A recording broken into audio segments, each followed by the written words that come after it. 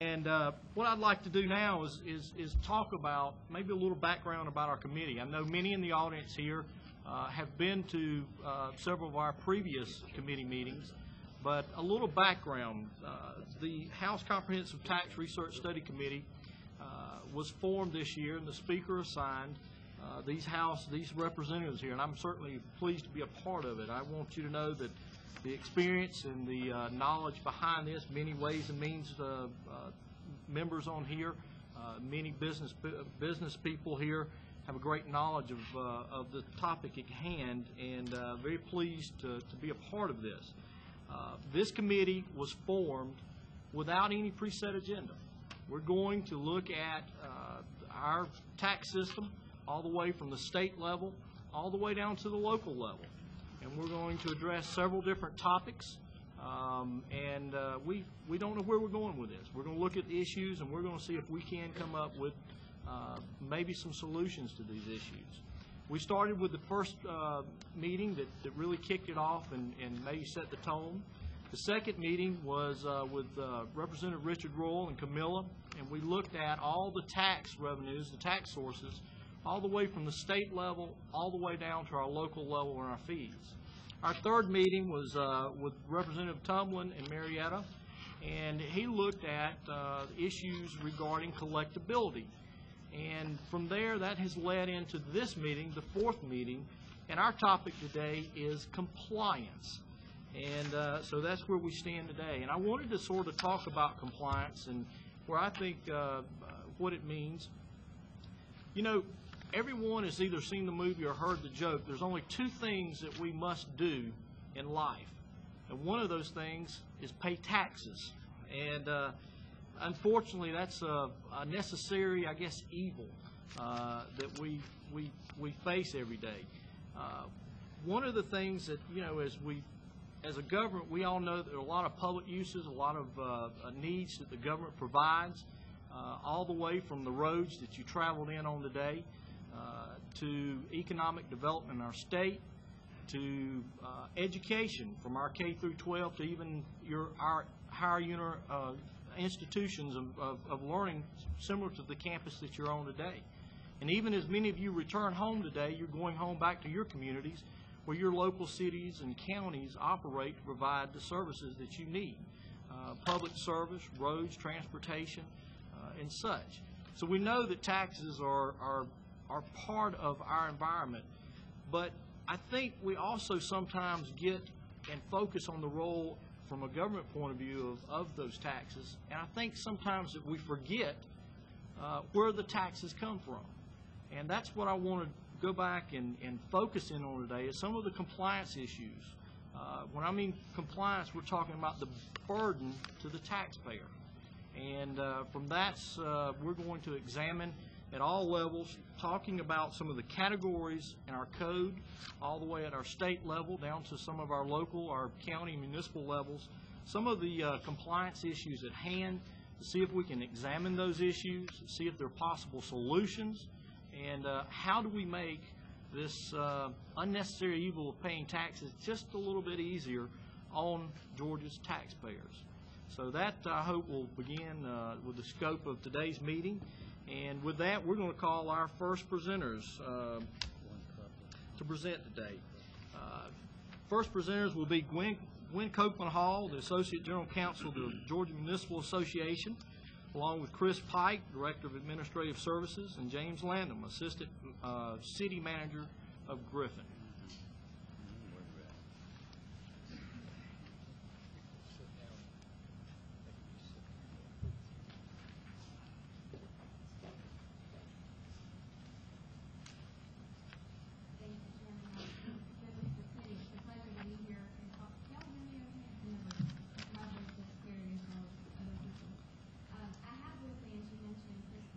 Director of Administrative Services for the City of Griffin, and also James Landham, who's the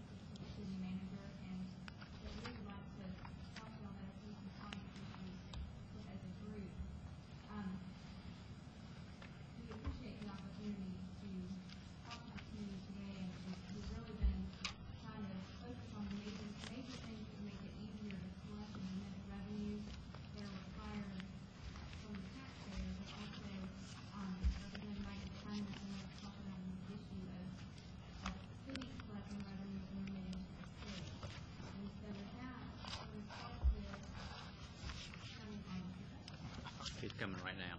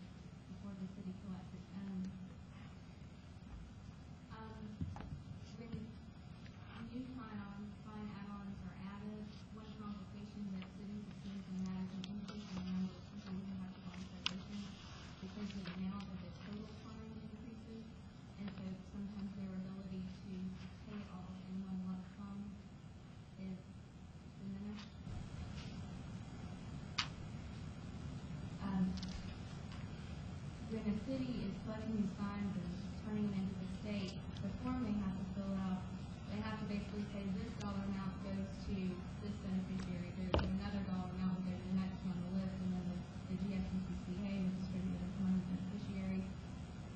It is difficult, again, for those court clerks to figure out exactly what fine amount should go to each beneficiary. It has gotten a little bit better. It used to be that the city actually had to write individual checks to these different groups. At least now we can send it all in one place and have it parse it out. But there is a penalty on the court clerk for knowingly failing to remit these fines properly. And even though no clerks, to our knowledge, have been penalized for this criminally, there are some who have quit their jobs and have given because of their reason for quitting because they were nervous about having to go to jail or not remitting funds properly, for trying to remit them, but knowing that they didn't have it exactly right in front of them anyway and getting penalized. And again, that has nobody's not penalized for that, but the threat of it has been enough to intimidate some clerks to the point that they have resigned their job.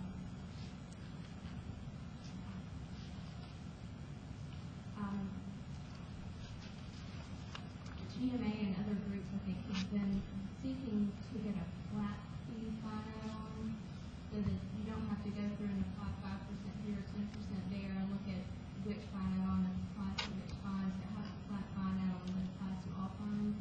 They would be remitted to the statewide groups. The number is kind of in flux, and there is a Senate study committee that's going to look at this issue this fall, and so we are excited to see that happen. But we do think that there will be better accountability by having a set percentage as opposed to having to determine for each individual underlying fine what the appropriate add-on would be. And again, it would be helpful to cities if the penalty on the court clerks wasn't there. Certainly, they are already subject to criminal liability in the event of fraud or theft or malfeasance. And also, the law allows the Chief Superior Court judge to deal with any ambiguities in the law and incorrect payments, and that should be sufficient. But the flat fee fine add-on would certainly make it easier for local governments to collect and remit those fines to the state and to the appropriate beneficiaries. And if you want to address that from your experience in Griffin, I think that would be helpful. One of the things that I've noticed is Use the mic, please. I'm battling some allergy issues too, so I apologize for that. One of the things that I've noticed throughout the years that I've been in municipal government is how more and more add-ons have been put onto the police fines. It's to the point now where there's somewhere around a dozen add-ons that go onto it. And some are flat dollar amounts, some fines don't have add-ons at all, some are percentage based, and some have various percentage based where it escalates or de-escalates as the fine gets more and more expensive. And that becomes a burden not only for communities that have court clerks, but also keep in mind that a lot of smaller towns, the court clerk is a multi-functioned employee that has to do many other things as well. That compliance issue takes away from other job responsibilities of serving the taxpayers in your various districts. The fines themselves may be as much as 40 to 50% of the base fines, but that doesn't really compare to the compliance issues of having to keep up with all these.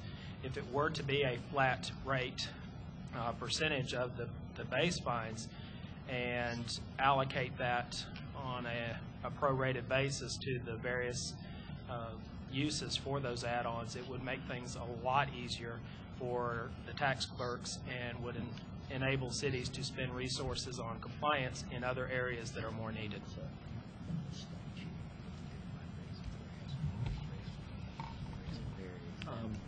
Yeah, if any member of the committee would like to ask questions at any time, please speak up. Just quickly, the 30 to 35% you state, does that come from a schedule that you have of the 12 fines? Are you confident that 30 or 35% covers all 12 of the add-ons? It varies, because keep in mind a smaller ticket that has a fixed dollar would cause the percentage to be higher. So if a $1,000 ticket is a $5 add-on and a $50 ticket is a $5 add-on, then the more $50 tickets you have, the higher that percentage is going to be. The 30 to 35% is a fair number of the total amount collected, and when you compare it to the base fines, it's probably closer to the 35 to 40%. But I think the key that we'd like to stress is that going to a flat percentage, regardless of what that percentage ends up being, it will make it easier from a compliance standpoint than just having arbitrary amounts established for each individual add-on.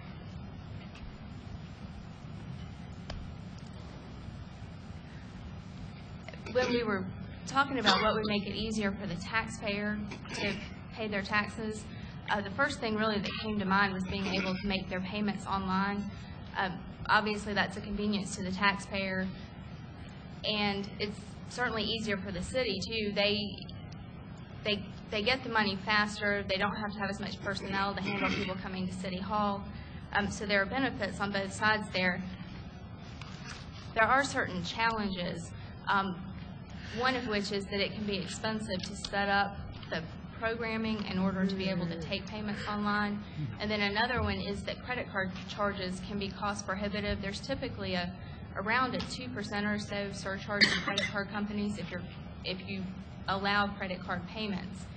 And that is typically not passed on to the consumer. It's something that the city eats, for lack of a better word, depending on their agreement with the credit card company. Of course, another hurdle is access to internet statewide, and then certainly clearinghouse contracts, although those don't seem to be quite as much of a hurdle sometimes as being able to take payments by credit cards. And just from having tried to set systems up at GMA provides a service where we'll set up systems for accepting payments online on behalf of cities. It is a complicated process and can be kind of cumbersome, so that is a hurdle to it that we are trying to work through within GMA. Mentioning credit card charges, they can vary from city to city.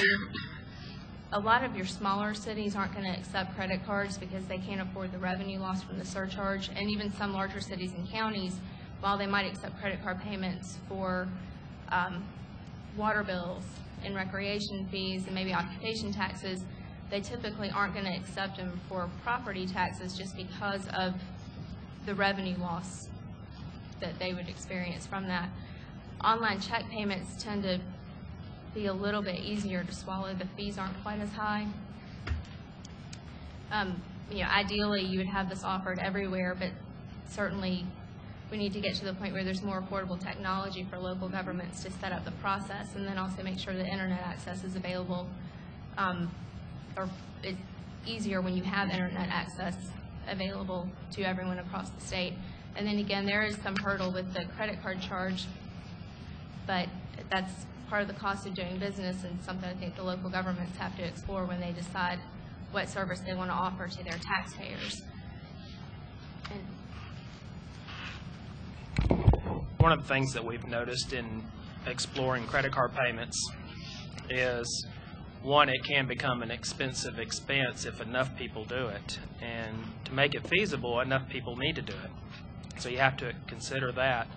But another item is that most merchant agreements established through the big names such as Visa and MasterCard prohibit a entity from adding the fee that they are charged to the total charge itself.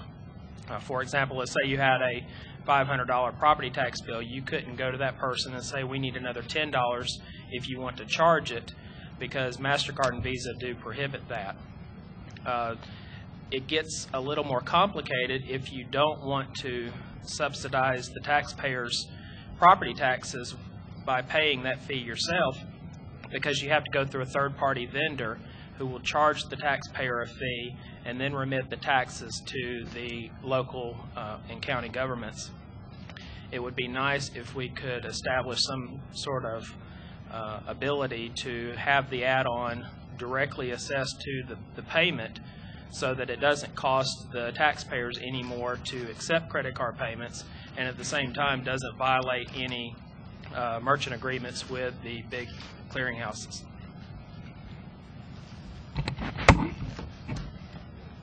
Another issue that came up that our folks reported to us was that sometimes when there's a transfer of property, that the information isn't given out to the purchaser about their tax obligation, and sometimes purchasers think that because they've reached an agreement in their real estate transaction that the taxes are paid, but they're not actually paid. And similarly with respect to new businesses, they're sometimes unaware of what their tax obligations are.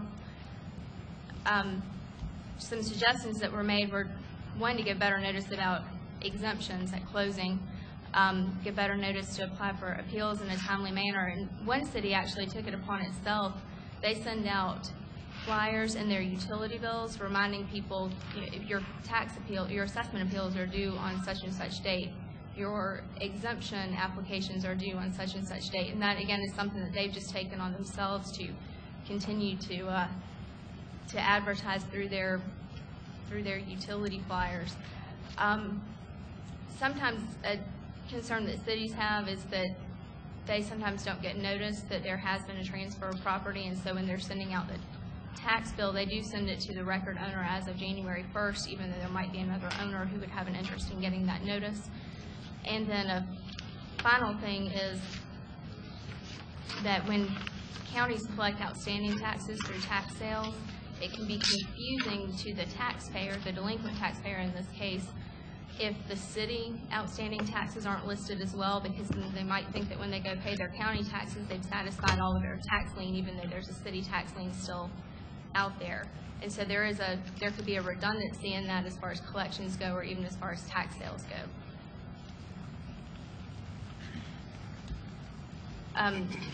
Another suggestion, just to try to make it easier for the taxpayer, is instead of making it so that you can only pay your property taxes in one lump sum or two installment payments, is to allow monthly payments with a true-up at the end of the year, so that way there's at least substantial performance. This would certainly be easier for local governments too, as it would save time on preparing notices and making phone calls to collect those taxes, and even going forward with a tax sale. And certainly there is an argument, if the taxpayer wanted to participate in this, that it could make it less painful for them to be paying their taxes. And then the final issue we wanted to talk about is the Taxpayer Bill of Rights. And y'all have heard some about that already, but I just want to mention that it's a concern from city folks too. It does seem to be confusing to a taxpayer. It demonstrates that there's a millage rate increase, which could actually be a millage rate decrease from the previous year. It's just an increase over the rollback rate. And if your property hasn't been reassessed, then your taxes could actually be going down instead of up. And so it actually is confusing to the taxpayer. It sort of conflicts with the information in the 5-year history advertisement. For some of the small towns, if they raise their millage rate and they're not getting say they're getting maybe $10,000 more than they got the year before, running the legal ads and holding the meetings can seem kind of unreasonable to them and to the public when there's not a whole lot of revenue gain to them. And we certainly would be interested in clarifying that information in the notice in order to cause or create less confusion for the taxpayer and look into seeing what the merits are of having all of the hearings and running the legal ads when the increase in revenue is insignificant over the previous year's revenue. That's it.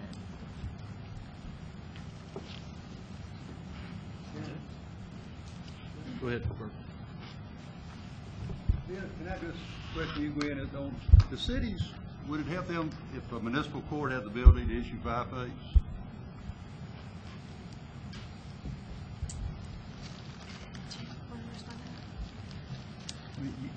Municipal court can't issue a 5-8 now, can it? I mean, the state. That's something that I would need to look into. I apologize that I don't know that answer off the top of my head. I'm not really an expert on 5-8s. I don't know if you dealt with them. I might be able to address that for you, sir. There again, it gets back to a manpower situation. Most municipal courts are dealing with very limited staff. Right. And typically, as you're probably well aware of, when we get into that type of issue, usually that's coming from the county courthouse with a larger staff and handle that from the magistrate's office or from a larger court. And many times in our capacity, our staff is so limited on the municipal level for municipal court purposes. We're spending all our time and effort just handling the traffic and code enforcement type issues. And if we got into that, it would add a significant burden to our employees and to our taxpayers because we would invariably be forced to hire more staff to be able to handle that. Thanks. Go ahead. As relates to today in compliance, you had talked about the online payments as an issue, I guess specifically to help people, the taxpayers comply, get their payments into the cities, and the roadblocks of that being, the add-on fees that the card companies charge. Isn't that something that business community has addressed over the years? I mean, by volume and so forth, and by the elimination of somebody having to deal with the money coming in. I mean, GMA, being a former mayor, GMA does a lot of things for cities because cities of various sizes in Georgia take on different responsibilities. If we're working on that, is that not something you guys could do as a group to make those things available to medium and smaller cities? Because I know some of the larger cities are already doing that, and the fees that go along with it are really inconsequential when you relate them to the number of people that they are able to reduce in terms of staff. I'm just trying to relate the conversation about online fees with compliance. You're doing that more as to help the taxpayer, if you will, make it easier for them to remit their taxes, because most of the time the compliance at that level is pretty high, is it not? I think there are a couple of different issues there. First of all, you're correct. Depending on volume, the credit card surcharge can change, and since it is negotiated, and so it's typically going to be higher for your smaller cities than for your larger cities. I know that GMA, through our online program, and I have not been as intimately involved in this as I wish I had been, but they've looked into trying to make it so that GMA was the central point through which these transactions would go, but so far, even for the clearinghouse, that hasn't happened, and I'm not quite sure why it hasn't. I'll go back and ask. The other issue, though, with property taxes, from what our cities tell us, and I live in DeKalb County, and I looked online to see if I could pay property taxes by credit card there, and they will accept online checks, but not credit cards because of the surcharge.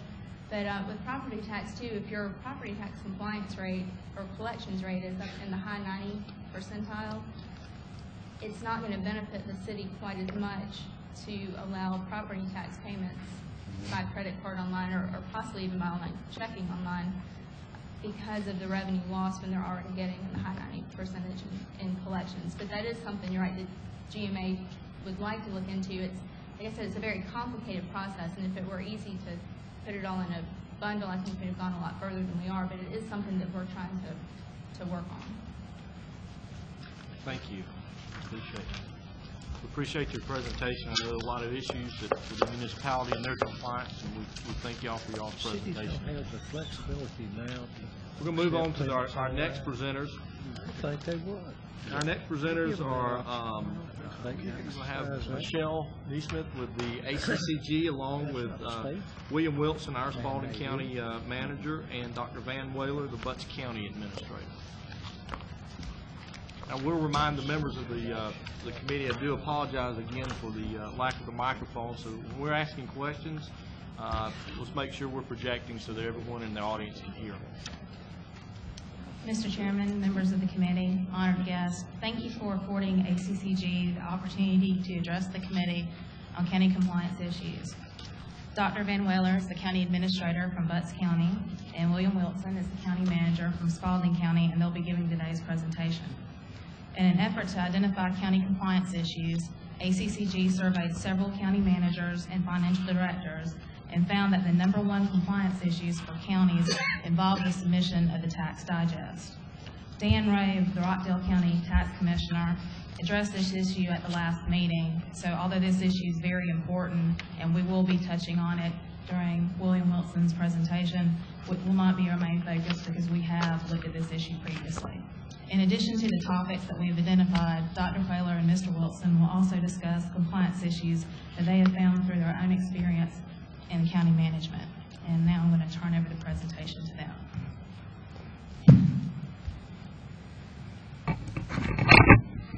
Good afternoon. I presented to the committee 3 specific areas that I am concerned about as a county administrator, and I've summarized those in the handout you should have presented to you today. The first issue is with reference to excess SPLOST proceeds. The quotation from the OCGA primarily says it can only be solely to reduce or pay off existing debt of the county. If there's no county debt, any excess proceeds must be paid to the general fund to reduce property tax. However, a county may expend those proceeds for some other public purpose that would have otherwise have to be paid from property tax. My compliance concern is, and I apologize to the attorneys if there's any attorneys in the room, but however, when you get 3 attorneys in the room, you get 3 different interpretations of how this particular clause is read. And our bond counsel has told us one thing. I'm sorry? That's optimistic. Yeah, right. Yes, sir. Sometimes we get 3 attorneys in the room, we get 6 different opinions. Yes, sir. What I've indicated in my compliance problem is that for the past 2 SPLOST issues, the county, both in 1996 and 2000, and 2001, 2006, had bonds issued for their SPLOST program. If we attempt to go ahead and use those excess proceeds, that we would be in non-compliance with the law, SPLOST law, which does not include general obligation debt or any other public purposes not included in the SPLOST referendums, according to the attorneys. Our problem that we have at the county right now, I have over $2 million of excess SPLOST money in our funds.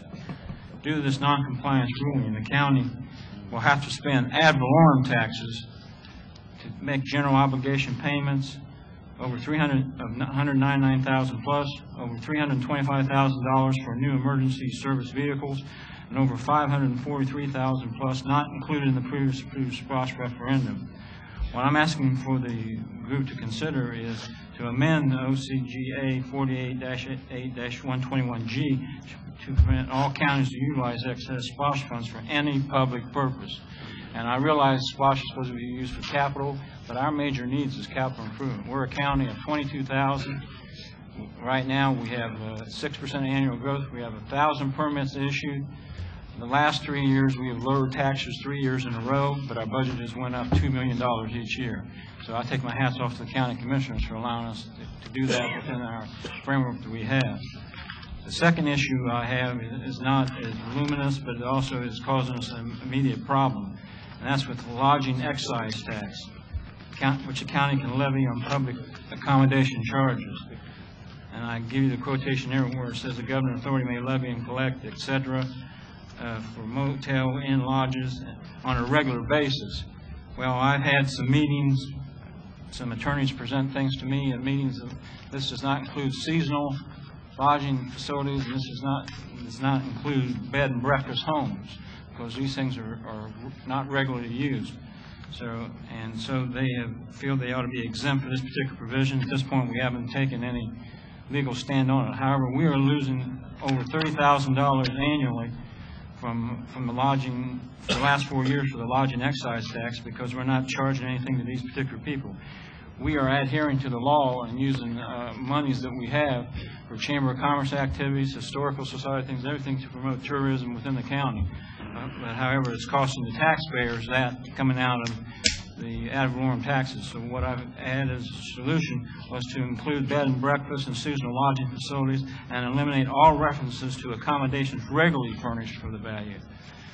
The final issue that I have for you today, which is a real serious problem for us in Butts County, I'm sure that in other growing counties, is impact fees. And I've given you 3 examples of things that we have real problems with. Capital improvements are defined in the law as useful life of 10 years or more. Most of our capital needs we have, especially in the safety area, are 5 years and less. So it puts a real burden on us to figure out how we're going to take care of ambulances, sheriff's cars, and things of this nature. It also says only 3% of the total cost may be used for administrative costs. Any of you who have been involved with any kind of administration particular situation, 3% does not carry you very far of trying to administer one of these particular situations. And it also says impact fees should not be collected prior to the issuance of building permits. We have an existing situation which is causing us some real problems in Butts County. We have a developer who's acquired 2,570 acres of land to develop 3,680 unit golf course community. The county wants to implement impact fees, however, they cannot comply with the previous indicated portions of the law and some other sections which I would allude to some other time. We have done our dilemma impact study on that in order to serve that community just with public safety operations, EMS, fire, law enforcement, animal control, and 9/11. We would have to spend almost $2,800,000 to do that. An obvious way to do that would be to have the developer pay most of that out of impact fees. However, we're not able to do that at this particular point in time. What I'm asking for the committee to consider is to establish a development impact group of local, city, and county managers to prepare a set of proposed amendments to the law to allow more flexibility for local governments to utilize impact fees for both capital and operational costs. And the reason why I'm saying that is every time you put an ambulance on the road, we have to hire 6 people because of shift situations, because of 24 hours. In our case, one ambulance costs us $180,000 of personnel costs every time we add an ambulance on the road. And when you have this kind of impact of development to occur, we need some relief, and I think there's a way we could do that if we had some flexibility with the impact fee law. So I'm asking you gentlemen to seriously consider these particular situations. We need your help. All the growing counties need your help. We're here to support you any way we can, but we really need your help in helping us with these revenues. Yes, go ahead, Representative Martin. If I could ask a question. Yes, sir. I'm going to go backwards if I can. Okay. With the impact fees. Just a question, because, again, we had these in Alfredo when I was there, and one of the things that we found with impact fees was, they're a one-time source of money. So I guess I would be concerned at a jurisdiction, a county or a city, counting on impact fees for operational issues, even in startup mode, because that money only comes one time. So I hear what you're saying, but when you talk about this $2.7 million cost, are these startup costs for these operations? That would be that startup cost to include operation and personnel. Okay, and that would be my concern. I mean, just being devil's advocate here, yes. If I could, if you were to use impact fees for that operational money and count on that, and that money is not there next year, because an impact fee is a one-time source of revenue, what's going to happen to the county's ability to continue those services past year number one? And that's something we can talk about, and perhaps that's what you had in mind with that group of folks to talk about exactly how that could be split up as a percentage. But I guess I would have some pause at allowing all the impact fees to go to a county operation, because impact fees were for impact on a community for one-time cost. Well, my general answer to that is the fact is, as you know, impact fees can only be collected for that area that you collect the fees for. In this particular case, if we had $2.8 million of operational costs in the southern part of the county, any impact fees have to go into a separate fund for that particular situation. And as you know, impact fees aren't going to all happen at the same time, especially if you're looking at 3,000 unit homes going to be coming into a particular situation, which brings another situation I wanted to bring to your attention is one problem we also have with the law, which I didn't point out, is if a developer donates land, donates buildings, we have to give them credit toward their impact fees. Well, the problem is, it's nice to have buildings donated, it's nice to have land donated, but if you have to add $400,000 of staff to handle those particular situations, it really does not. County commissioners are wondering, is it really beneficial to do that? Well, we think it's beneficial, but I think there's a way we could work around that. As you know, they have committees and other prerogatives in that law that we have to go through. I just would like to see some more flexibility to allow us to use that money for operational costs in those impact areas. Because if we collect, for example, $200,000 impact fees for that area, we can't use it in the north part of the county. We can't use it in the east part of the county or the west part. We can only use it in the area where it's collected, and that's where the impacts are occurring. Well, and I understand, I won't take the committee's time, but the impact fees, like you said, are collected for the impact, the capital impact those new units have into that area. And as relates to the credits, whether they be road impact fees and somebody builds a system improvement, you have to determine that that's a system improvement, not a project improvement. For them to get the credit, you have to decide you want the building as something, or the property that you would have had to otherwise buy. It's a good, I hear what you're saying with more flexibility. I would just be remiss if I wasn't a little bit concerned that we didn't use one-time money for operational things on an ongoing basis. I understand. That's why I want the committee to get together to talk about these things. Thank you, Representative Martin. We appreciate it. Dave, Thank you for being here. I have a follow-up question related to impact fees and also another one as well related to the splosh use for any purpose. And I'm going to kind of lead you into this because I see a potential disconnect, and it may not be a true disconnect, but if you've got to pay impact fees before your building permit's issued, I think it would be probably a strong discouragement to development in those areas where that is required. Because of this, is developers have a huge carrying cost to finance a project, and if you're going to add in a substantial amount of additional dollars before they actually are receiving income, which doesn't happen until the building permit's issued and whatever they're building is occupied and they're getting rents and things like that, then you're going to send them to other places where they don't have to pay those impact fees. Is that, am I got that completely wrong, or is that? Well, here's the problem. I think you're just going to discourage development in those areas where you have that. Right now, believe it or not, we have developers who are wondering why we don't have impact fees. And the reason why I'm saying that is we do not issue any building permits to water and sewer facilities they're in. So if they put those facilities in, obviously that's going to probably be a credit because it's only going to serve that particular area, that situation. And so it's not going, in my opinion, it's not going to be a deterrent for anybody to come in there to actually build and do other things. What I'm concerned about is the fact the way the law reads right now, you can't even obtain any impact fees until permits are issued. That's what the wording says, and that's what discourages them more, the language and the fact that we're willing to work with them on that.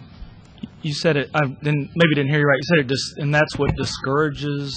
Right now the law says primarily is we cannot collect any impact fees at all until building permits are issued. Well, they can't do any building activity until water and sewer is put in.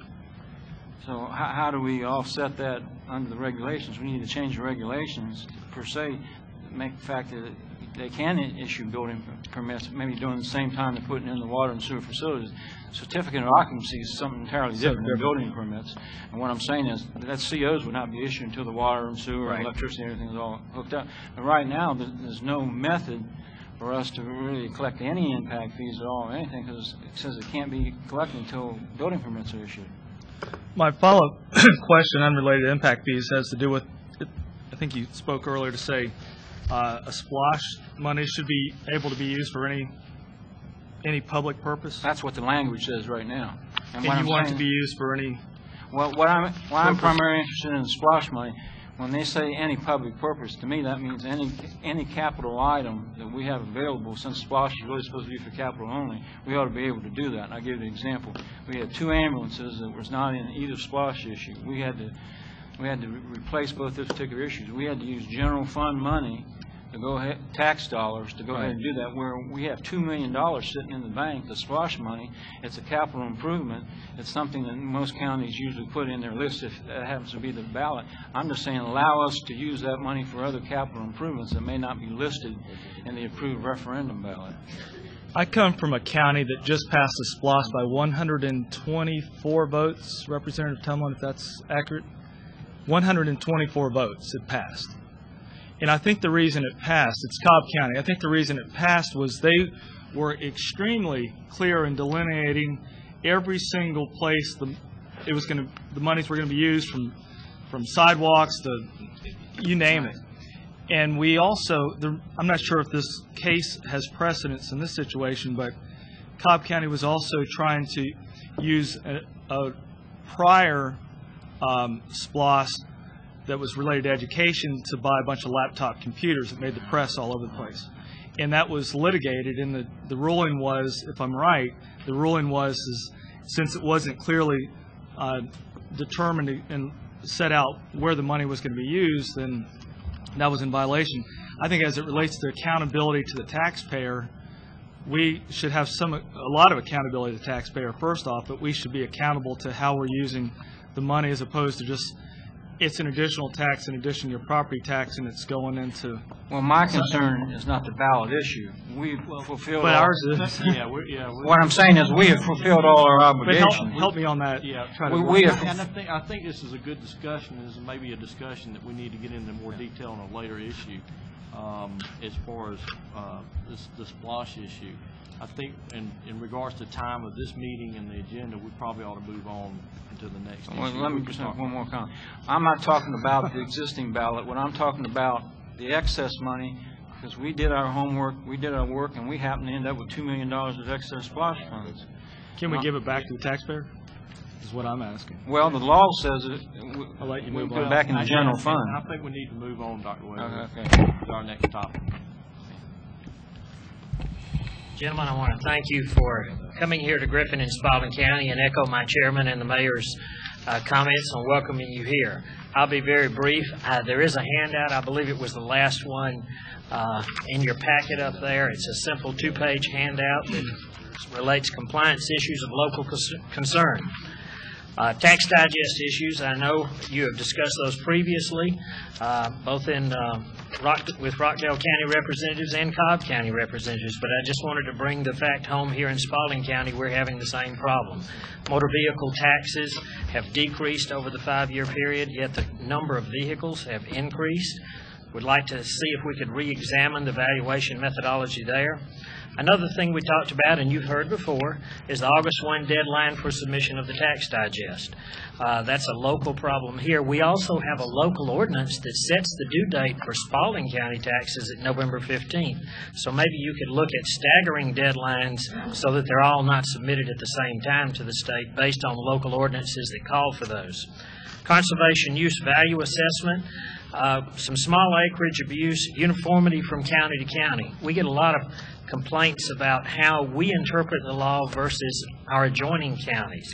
So I talked with my tax assessor, tax commissioner, maybe looking at an increase in the threshold there. I believe it's 10 acres now, bringing up to a 25, and then review the application process and maybe get some uniformity there that can be addressed over county lines. Timber taxation. The underlying land is difficult to appraise properly and uniformly again from county to county. Identifying and verifying harvesting is a problem. We can't charge permits anymore for logging permits. We can only give notice. So we have a system here where we work that through our Public Works Department into my tax assessors.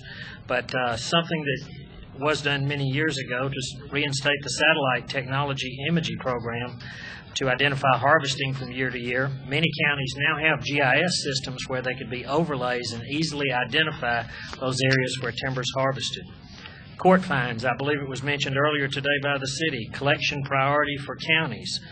Our revenues are down in our court cases, but our cases have increased. Counties are now lower on the priority list when it comes to being paid out for fines and forfeitures. We'd like to see you take a look at that, see if you could move counties up the priority list. I know with the creation of the public defenders out there in every county in Georgia, they had to have a funding source for that, but that has hampered revenue collections for the counties. Impact fees, the last thing that I'll talk to you about, the procedure of collecting fees within cities. Here in Spalding County, we were able to implement impact fees in January of 2005. It took us until March of 2006 to come up with a satisfactory intergovernmental agreement with the local entity here in order to collect taxes within the city of Griffin. Yet during that time, most of the services we provided with those impact fees are county-wide services, so it's not really fair for the developers to be able to develop and not pay impact fees within the city and have to pay those in the county. Those are just a few of the issues that I wanted to talk to you about today. I want to thank you for coming to Griffin. If you have a chance, take a look at this campus here. It's a great asset that we have.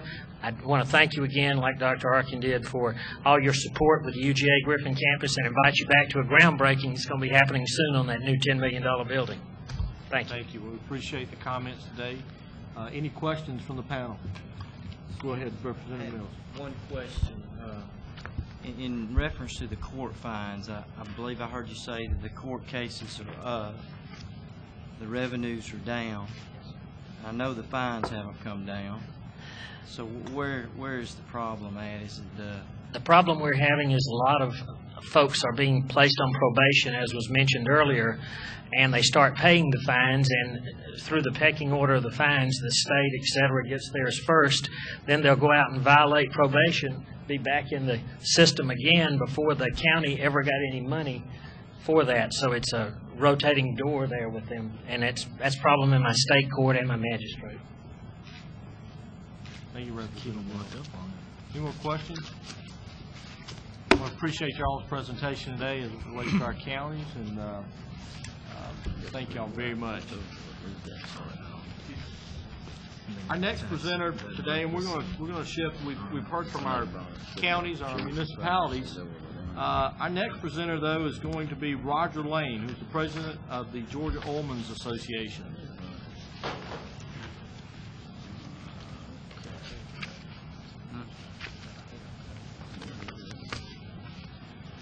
Chairman Knight, Chairman O'Neill, members of the House, distinguished senators, I'll be brief. Two reasons. Number one, I'm not a tax expert. Number two, I'm being taped.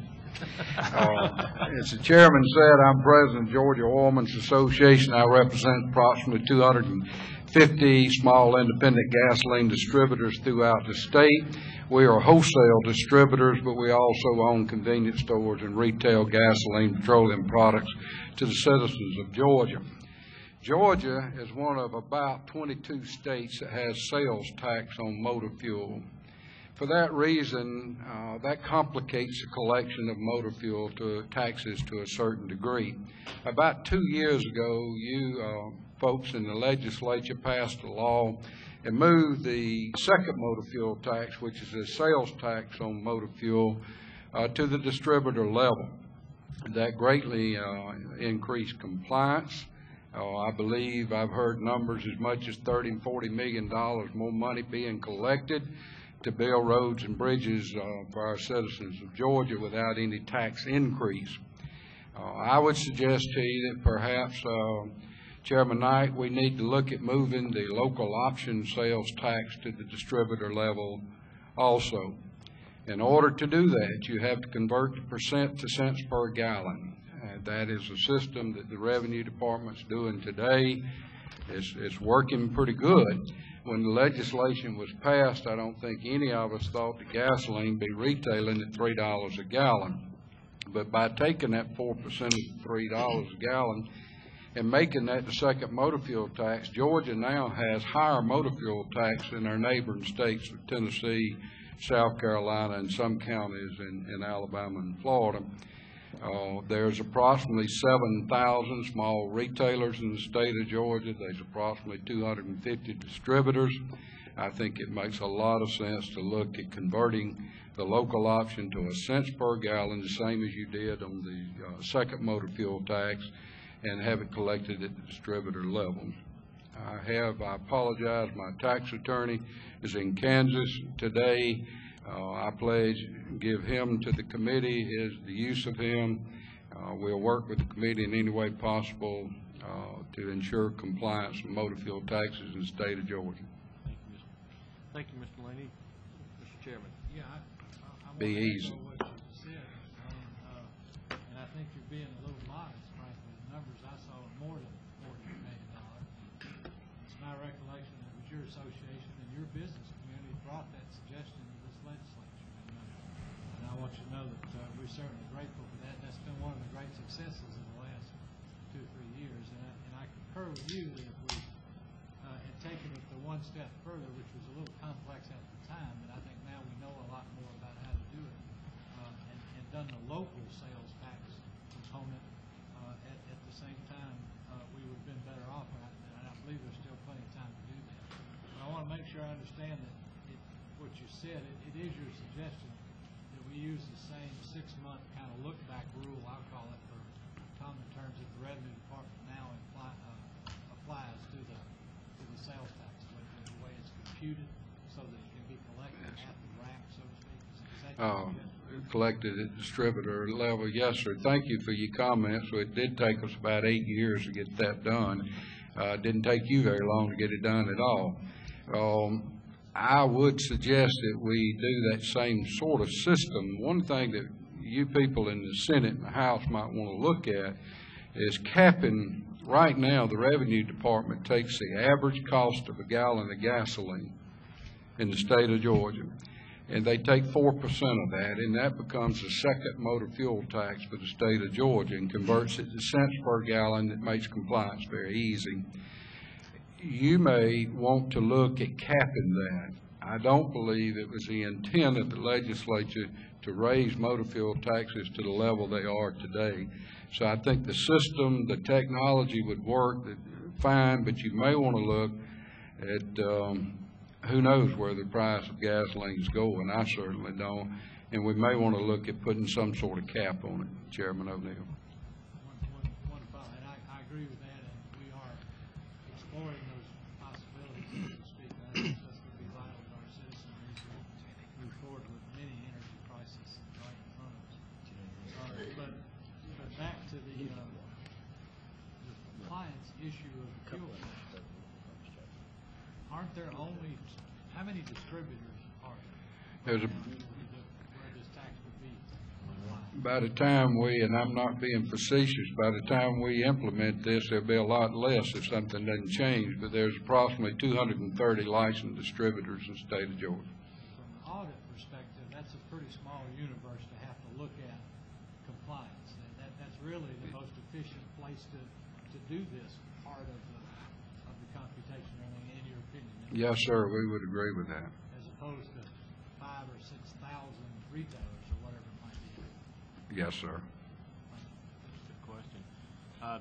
Mr. Lane, I know a question, we talked about the savings that was out there, the 30 or perhaps even more $1 million from our motor fuel at the state level, but our local options sales tax, is there an estimate out there of what we're losing in compliance? No, sir, not that I'm aware of. I just think compliance is great, and I think it'll greatly increase revenue. Thank you. Any more questions from the committee? Thank you, and thank you for taking the time to do what y'all doing on behalf of citizens of Georgia. Thank you. Mr. Lane.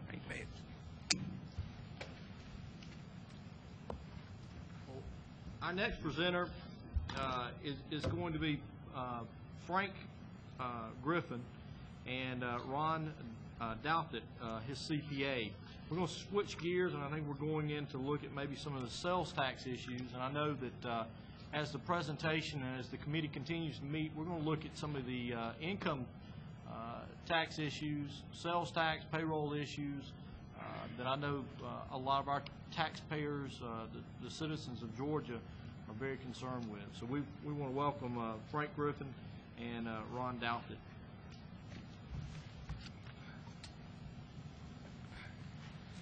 Gentlemen, we appreciate your time today, and excuse my voice, I'll make this pretty short. I'm Frank Griffin, and I represent the Georgia Office Products Association. Ron is CPA with MMM Company out of Macon, also representing Georgia Office Products. Basically, our request is that the state collect taxes uniformly from all office machine dealers.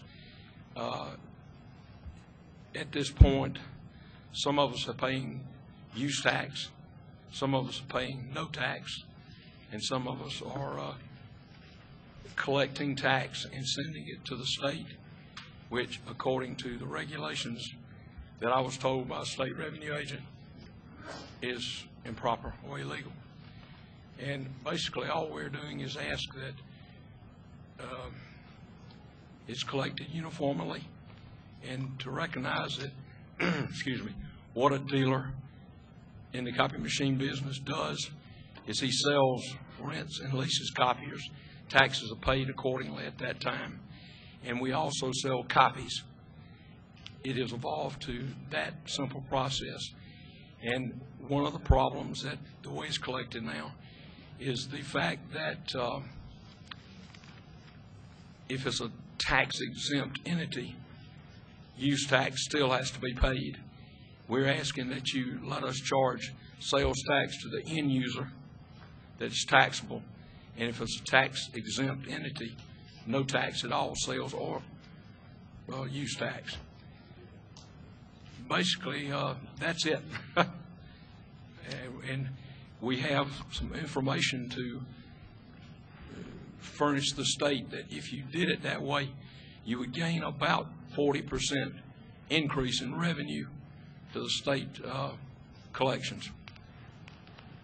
Did you bring, I don't know, did you have a handout with I'm sorry, I didn't. Ron, from a CPA's point of view or compliance, I mean, anything to add there or elaborate on some of the things that Mr. Griffin had? I think that one of the cornerstones of any compliance issue is fairness, and the main issue we have is trying to get a level playing field, so to speak, with the way that sales and use taxes are charged in the office products industry here in Georgia. You see, we've gone round and round with this, Frank and I, and we've talked with other dealers in Georgia. Frank's very well connected, obviously, and knows different people, and there's no uniformity in the way that that sales and use tax is collected on this issue, and there is seems to be no uniformity with the Georgia Department of Revenue and how they, under audit or any other examination, charge these taxes and deal with it. So we would just ask that the committee look into this. We'll be glad to get you, as Ms. Griffin said, any information that you need on that, and I can certainly forward that to you. I would appreciate, and I think the committee would appreciate some more detail in that regard. I know that this is an area that, as a practitioner, we talk about, I think it's been brought up before, clarity and uniformity. It's certainly the fairness to all the taxpayers, but the ease of compliance there. I think when we clarify issues and we make them uniform, they are certainly more, taxpayers are more likely to comply with those rules. So we would certainly appreciate more detail on your particular issues so that we can perhaps look into that, and maybe at the end, I don't know if one of our presenters from the Department of Revenue may even touch on that issue if he's familiar with it. If not, we'll address that subject at another time. Yes, Mr. Chairman. Can I also ask you, does this apply to leasing sort of arrangements as well as rental arrangements and sales and service or the whole? Somebody brought to me some examples of a sales tax that's on an ad valorem tax. Yeah. Have you encountered this situation in your business, in your industry? You mean as far as like sales tax on leasing, if you're leasing a business product, a copier, or whatever, fax machine, whatever, as far as the sales tax charge on the This particular deal, the lease was like a net lease where it passed the ad valorem tax through to the user. Yes. And then the user had Charge a sales tax on the ad valorem tax. Yes. And I don't know that we have any other examples in the law, in state law, I know, where you have a tax on a tax. No, not that I'm aware of. But is that unique, you think, just to your industry, or would that affect? It's the only one I've seen it in, Mr. Chairman, as far as in this, that we're familiar with. And I don't know exactly what the theory behind the law is. I apologize for that, but you can, if you have, for instance, a service agreement, you lease a copier and have a service agreement that you don't pay sales tax on that service agreement, but the producer or the one who's providing the service does pay use tax on any supplies, parts, materials that are used in that service. But if you own the copier, say if a businessman owns the copier, calls someone to come in and do the service and repair on it, he pays sales tax on those parts and supplies at that point. There's no, I'm not sure what the theory, if it's an ownership theory or what that is behind that, but there's no, it doesn't seem fair that one man pays collects the sales tax from a consumer and the other one has to pay the use tax when he provides the service and then the parts and supplies. Thank you, Mr. Chairman. It's a very interesting issue, and I think the committee would look forward to more detailed information regarding this issue, so we can look at doing this following. Some documentary example. Right. Yes. We'll do that. Thank you for your time. Thanks for your time. Thank you. So thank you so much for your presentation. David, he would love to have those examples too. He would love to have. Yes. Yeah, and if you will, enough of the documented evidence for our Senate Finance Committee, please. Our next presenter is Brad Dixon. Brad is a CPA and certainly involved with the Georgia Society. I think the liaison with our tax division. And I know some of the presenters. I'm going to let Brad, if you will, introduce some of our fellow practitioners. I know as a practitioner, there are a lot of issues that we see out as a fellow CPA. Certainly, we look at it from the point of view of the taxpayer's advocate, because I know from the profession that we want to look at it and try to do everything we can to protect the taxpayers. And I certainly appreciate Brad and fellow colleagues here to come and present some of the issues as we touch on some of the different income tax issues in the state. So Brad, if you will, maybe introduce some of our, take it and introduce some of our fellow colleagues here. Sure will. Representative Knight. If you will, Brad, the big one. Oh, yeah. Sorry about that. Representative Knight, Mr. Chairman, and fellow CPAs. I know there's probably 4 or 5 among the committee and to the committee at large. It's a pleasure to be here. I want to introduce, if I can, Keith Early, who is a CPA, and John Masters, also a CPA. We're here on behalf of the Georgia Society of CPAs, and we represent our members at large, and we've polled our membership to attempt to put together this presentation and poll some of the comments, many of which perhaps you've heard. The CPAs here I'm sure have heard before, but I have visual entertainment to go with it, so we'll see how that goes. That's the wrong button. Advance button here. Okay, there we go. This is really going to be a practitioner's approach to compliance, and we want to look at compliance really in terms of a formula. I don't know how to make this little thing go away right there. The formula is that compliance is a balanced equation, if you will, represented with service and enforcement. Both those together equal compliance, and this is a premise that Nina Olson put together in her semi-annual report to Congress, Ways and Means, and she is the National Taxpayer Advocate for the IRS. An integrated approach to compliance is one that's preferably a voluntary compliance system in which the taxpayers are willing to work with the tax system versus hiding from it. A voluntary compliance system is one with cooperation versus an enforcement compliance is one really a source of conflict. Enforcement without service minimizes the opportunity to educate the taxpayer and to avoid repeating the noncompliance. On the other hand, revenue gained from enforcement is more easily measurable than that gained from services, which is somewhat of an intangible, at least in the short run.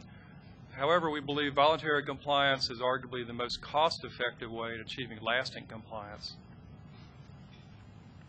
The compliance perspective, the cost of compliance, two questions are posed by Ms. Olson. One is, will the taxpayer be able to comply if he doesn't receive a particular service? And then the burden question, even if the taxpayer can comply, will the burden of complying be excessive?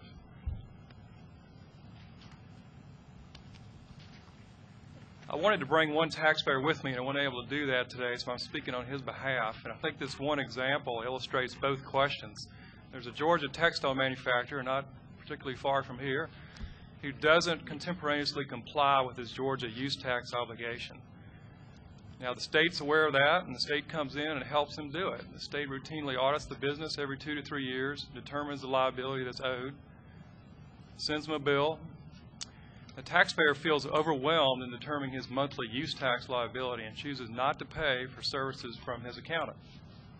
But are we hearing that right? That the compliance is basically the cost benefit of the compliance is too much, and that in the taxpayer's opinion, it's too much, and it's not that far. The issues are not that far different than what we just heard on the office supply scenario. There are many types of materials that are exempt and some are not exempt, and this taxpayer chooses not to hire a full-time bookkeeper to keep up with that, and instead just lays himself at the mercy of the state to do it for him. Now, the result under this is that compliance requires a year-to-year Department of Revenue examination. The department, under their auditing standards, uses estimates and assumptions, which are fairly well proven, but they're not exact. It includes the assessment of penalties and interest and the cost of state examiners to come out and do this. Taxpayers consciously surrendered his rights in not challenging the determined liability and is paying interest and penalties at a rate significantly higher than its cost of capital. So you ask why. I think Representative Knight just asked me that. The manufacturer believes that the cost-effective services, which means buying somebody else's services, he thinks they're not available in a cost-efficient way, and believes the burden of self-compliance is just too great. So is this, I pose the question, is this the right answer? Is the state or the taxpayer effectively served in this scenario? The taxpayer has made an economic decision to perhaps pay too much tax and just avoid the cost of compliance. The taxpayer's only real satisfaction is that the process is ended and the audit period is over, and he can book the right number on his books, and he's said and done with it. That's really the only satisfaction. And he's done the right thing, and he feels good about paying his tax, don't get me wrong. Compliance is impacted by design, by administration, and complexities in the law. Taxpayers, all taxpayers, individuals and businesses, they want certainty in the law, clarity. Georgia's structure is broad-based. It includes many types of taxes, many of which I have never even heard before until I attended one of these meetings, and many layers of tax, which are more layered than I also thought. Georgia's tax system is good. It's factored into the bond ratings that we enjoy. Our system is progressive because it's measured on the success of and health of our economy. That's a good thing.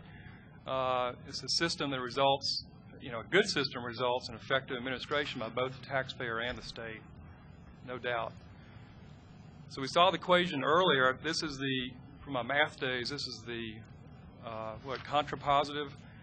So if compliance equal service plus enforcement, and the question is, does bad service and bad enforcement equal noncompliance? And I think the answer is yes. We'll talk about notices. What I'm going to do now is try to hit on a number of drill down topics and pose an issue or several issues, and then propose some suggestions, which I'm more than happy to go into further detail if you wish. And the categories at the top: taxpayer notices, Poorly worded and unnecessary notices erode public confidence in the state and also in tax return preparers, because the client, if you will, if they're hiring somebody, doesn't know who made the mistake. Result in wasted time and expensive resources being utilized. They result in hardships where refunds are delayed, particularly for elderly and disadvantaged.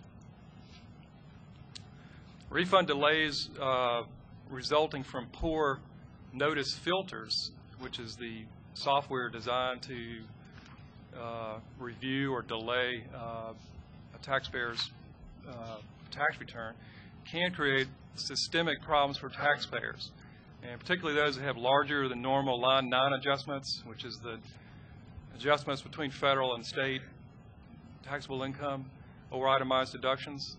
There are several examples brought to me and others where retirees had, for example, mostly tax-exempt Georgia bonds as their source of retirement income. Large, obviously, large line 9 adjustments. They had large itemized deductions because of a serious illness. Her refund was denied until she provided documentation of the adjustments, and we believe that's inappropriate. It probably could have been resolved at a fairly easy level of concern. There's other examples of retirement income being disallowed just because of a missing birth date. Some of the returns I saw, there was no birth date. Some did have a birth date, and the state had it in the prior tax return, but they still generated notice. The person was, in their 80s, not even close to the retirement exemption age. There are examples of notices where the DOR didn't pick up wage withholding. Prior year overpayments is fairly common error being applied in the next year and not getting credit for that. And the question I have is really not known how many taxpayers are just afraid of tax authorities, and they'll send the money to avoid conflict. That's an unknown quantity. Suggestions I have is that, and some of these are in different stages of implementation, I'm aware of that. The DOR, Taxpayer Services Division, and the Compliance Division management have agreed to approve the filter and the notice templates jointly, not have one division do it absent the other's input. We've suggested also that they consider an outside party, such as the Georgia Society of CPAs, to review the templates in advance. We'd like the notices to be clear and if you will, kinder and gentler if possible. We'd like to enhance or encourage the legislators to enhance resources so the DOR can further automate its withholding processing function, which I'll talk further about. On the processing side, there have been delays, and I can't tell you if 2006 tax season was necessarily worse than in prior years or necessarily better, but some of these are ongoing. Delays in processing, particularly refunds, can hurt people. There are examples where the state is not complying with its own law to pay interest on refunds after the 90-day period, which is the later of 90 days from the due date or receiving the return. There are situations where taxpayers who didn't get the interest obviously didn't know to ask the question or challenge that, and in other cases, when a call was made, we had to ask for it, ask for the interest. The suggestion we had was establish a taxpayer advocate to monitor this performance. And that advocate obviously would be in the Department of Revenue, I think, to determine compliance. E-filing is another serious area, and it's also a very, very important area that is the Georgia Society condones, and we're pleased with e-filing. I think it's no doubt the way to go, and we highly endorse that. But there's one issue that's been going on for 2 or 3 years, and that is DOR has not addressed the requirements to provide attachments or support documentation to e-file returns. As a result, returns that require attachments are either not eligible for e-filing, or they're rejected by the state, or they result in all that results in a significant compliance problem. Some practitioners, unfortunately, threaten no longer e-file for clients unless this is taken care of. It's embarrassing, it's to them and to their clients. Georgia's participation in the national e-file program, in our opinion, is not well coordinated, and I'm not sure who's in charge. And this comes from informal discussions with the IRS National Liaison Office, and Georgia doesn't seem to be as active as I think that we should be. We're a premier state, and I think we need to be more active. Suggestions also that the Department of Revenue revise its policy for mandating documentation on e-file returns, or come up with a Georgia Federal Form 8453 equivalent. That's a form that says, okay, I'm going to e-file, but within 3 days I'm going to send you the paper forms of these attachments that you're not able to process. So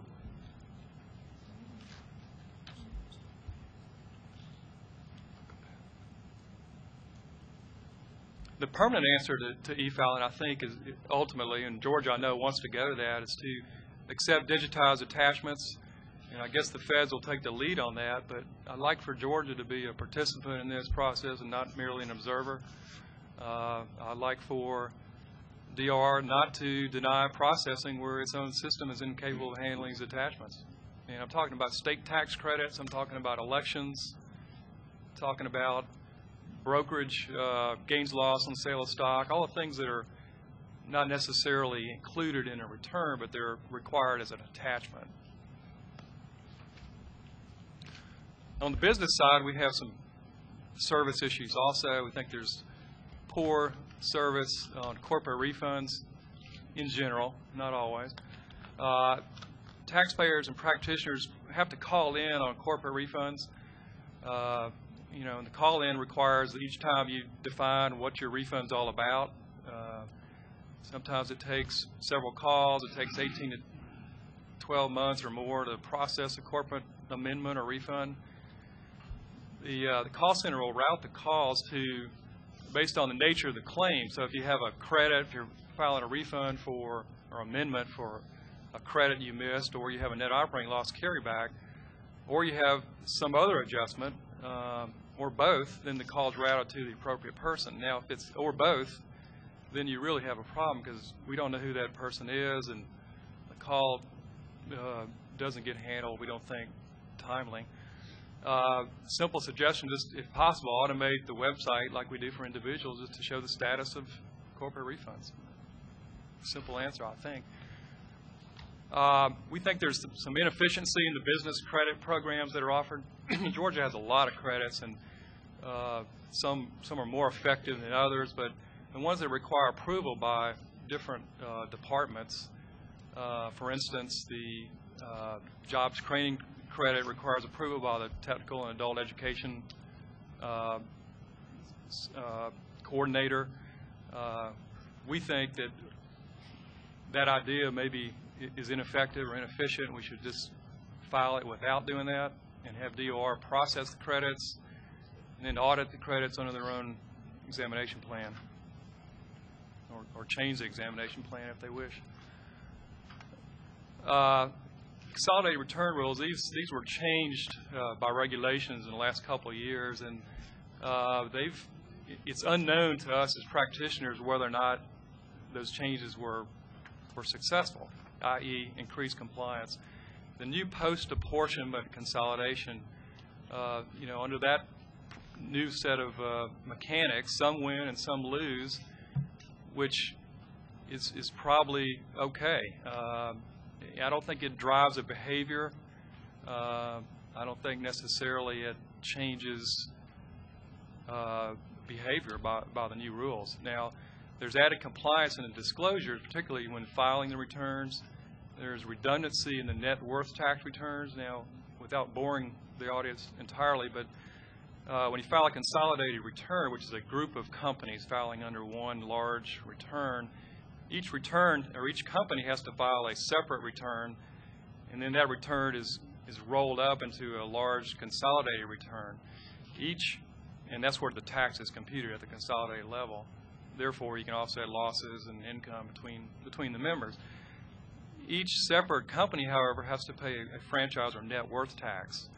And the mechanics of doing that is very arcane. We use sophisticated software to do it, and our software can't comply. We have to pretty much manually do it the way Georgia wants it. I think it's can be fixed, and there's also a likelihood that you will double up on your net worth tax because the parent company pays it separately, and they also have the investment in the subsidiary included in their numbers, and it results in the potential for double taxation. Significant cost of compliance. In the first year, we mentioned that. There's significant disclosures, which arguably keeps people from wanting to do this. NOL tracking is complex under the new rules, and as a result, there's a greater chance that net operating loss carryforwards could be doubled up and taken in a second year when it was already used in the first year. The suggestion is that we simplify the disclosure requirements, that we modify the net worth tax, separate net worth tax returns, and that we consider reporting NOLs and credits differently under the new rules. This could be a long study and long discussion. That's all I want to say on that. This was mentioned earlier. I don't want to spend too much time on this. Georgia moved to, I think, a progressive single-factor sales formula last year. Just pointing out that diminishes the value of some credits because now those credits are maybe worth potentially as much as a third what they were before, which may in fact harm some businesses that moved here, comparing the U.S. or rather the Georgia tax to other states' taxes. My suggestion there is not to particularly change the credits, but maybe look at the limitation carryover for credits and also examine the possible sale of credits, which also is a revenue-generating event for the state. Other states are doing that. Whether you agree or not, I think it should be. I think we all should consider it. Another issue is just credits of other states' taxes on income. The DOR definition of which states impose an income tax on a pass-through entity or tax or impose tax measured on income is not always clear. And what I'm getting to is the credit for other state taxes. You get a credit only if it's an income tax. It's not clear in today's world which states have an income tax because there are so many states have different forms of tax that may look like an income tax, but arguably they're a franchise tax or vice versa. So we're requesting that there's specific guidance, for example, in a Michigan single business tax. Texas has a new gross margins tax. There's an Ohio CAT tax, commercial activities tax. States like New Jersey and California have a minimum tax. You have some taxpayers that pay a little bit income tax, or they pay the minimum tax, and you don't know, well, is all the minimum tax an income tax, or is none of it an income tax? And the Attorney General has issued guidance in the past. We just think it needs to be brought up to date and made public. On the income tax front, I think Georgia's nonconformity, whenever it exists, is the result or can result in noncompliance because people either intentionally or unintentionally don't make those changes. And for example, depreciation differences in the Georgia law and the federal law, there's differences in itemized deductions. And the more of those differences you have, the more likelihood that there's noncompliance. In our opinion, noncompliance may be higher among individuals and businesses not using return preparers, particularly Georgia CPAs, right? So nonconformity is troublesome. It's, I think, more troublesome where there's a permanent difference in the Georgia law and the federal law. Some of the things are timing differences, and we're maybe paying too much tax in one year and not the other. But if it's permanent, like the new Section 199 production deduction, it's problematic. And the 199, since Georgia does not adopt 199, contractors may pay more tax in Georgia because of that. So we suggest that nonconformity be a rare exception.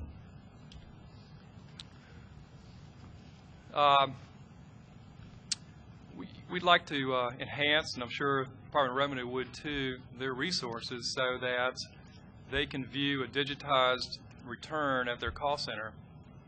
And perhaps we're getting to that point, but but as of most recently, they were not. You call in, and the call assistant, I think, sees kind of maybe it looks like an old DOS screen of information, which I guess mirrors most of the items on the front of the 500 form, but not all of them. This results in inefficient callbacks, and particularly on the CPA front, when a practitioner calls in and the taxpayer's authorized discussions with the return preparer, there's a box on the front of the return to authorize that. At least in 2005, DOR couldn't see that box, and they wouldn't talk to tax return preparers on the behalf of the client. So highly inefficient. Suggestion there is that we digitize the image of taxpayer returns. We reduce call wait time. Again, I really believe service equals compliance, and when you frustrate people, it harbors bad feelings and the unwillingness to comply. We also suggest that DOR include 2 contact names on every notice. Some states are doing that. Some IRS notices do that.